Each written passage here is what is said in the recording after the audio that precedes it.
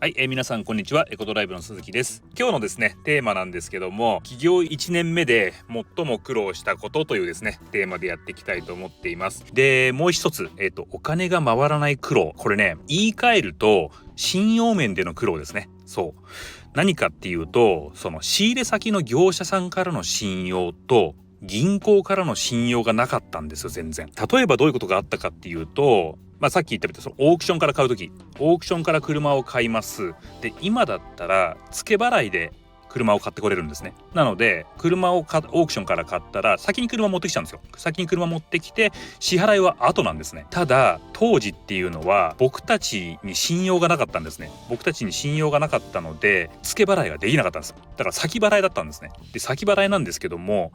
チェックを先にね、オークション側に渡すんですよ。チェックっていうのは小切手ですね。日本だったらあんまりね馴染みがないかもしれないですけど、アメリカだとそのチェックでのやり取り、小切手でのやり取りっていうのは結構普通なんですね。で、そのチェックをその車を買ったらですね、そのチェックをオークション側に渡すんですね。渡して、これがですね、その彼らがいわゆるそのチェックってただの紙切れなんで、それを彼らの銀行に入金しないと車を出させてくれないんですね。彼らがだからそのチェックを僕らが渡して、彼らが銀行へ行ってそれがお金に変わってなんで3日4日かかるんですよ。3日4日かかってようやく車を出せるっていうような感じでした。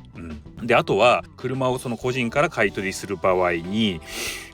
今だったら車を引き上げた後に送金をしてるんですね。これも今僕らの業務ではもう普通のことなんですけども、当時はどうだったかっていうと、やっぱりその先に車を引き取ってくるってことはまず無理ですね。先にやっぱりお金を払わないといけないですよ、うちだから。で、しかもチェックを信用してくんないので現金じゃなきゃダメだったんですね。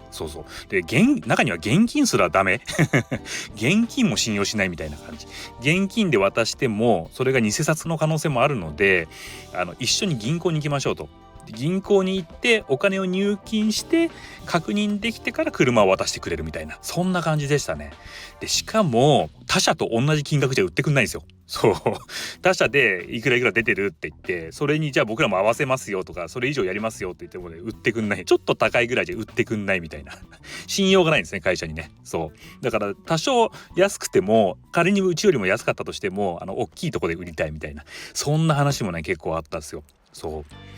あとはね、結構大変だったのが、その高額車両、結構ね高い金額で買ってくれたお客さんですね。で、お客様にその車を販売した後にお客さんからそのチェックをもらうんですね。小切手をもらって、でそれを銀行に入金するんですけども、本来であればチェックを銀行に入れるとですね、だいたいその次の日にはクリアになるんですよ。つまり着金するんですね。ただ当時はですね、うちの銀行に信用がなかったので、めちゃめちゃその時間かかったんですよね。どんぐらいかかったかな、2週間ぐらいかかったと思いますよ、チェック入金してから。うちの銀行がまだ立ち上げたばっかりってこともあって怪しいみたいな、そのお客さんのチェックは怪しくないんですよ。全然お客さんのチェックは全然怪しくないんだけど、うちの銀行が怪しいみたいな感じで、お客さん側の銀行が止めてたみたいな、そんな感じですね。なので僕がだからその時なんでこれクリアにならないんだろうと思って、自分の銀行、チェイスだったと思いますけど、チェイスに行って、なんでこの入金したチェッククリアにならないんだって言っても、いやいや相手側の銀行が止めてるとか言って何なんだっていう。しかもその時お金もねあんまりなかったので、そのチェックがクリアにならないと次の車を仕入れに行けなかったんですよ。だから結局そのチェックがクリアになるその2週間か3週間ぐらい売り上げゼロでしたね、完全に。ほんとね、さすがにこれ潰れるんじゃないかと思ったんですよ、今思うとね。なのでその時間的な苦労とお金が回らない苦労というね、その仕入れに関する苦労っていうのが当時はあったんですよ。なのでですね、多くの企業さんとかですね、あとこれから会社を作ろうと思ってる起業家さんですね、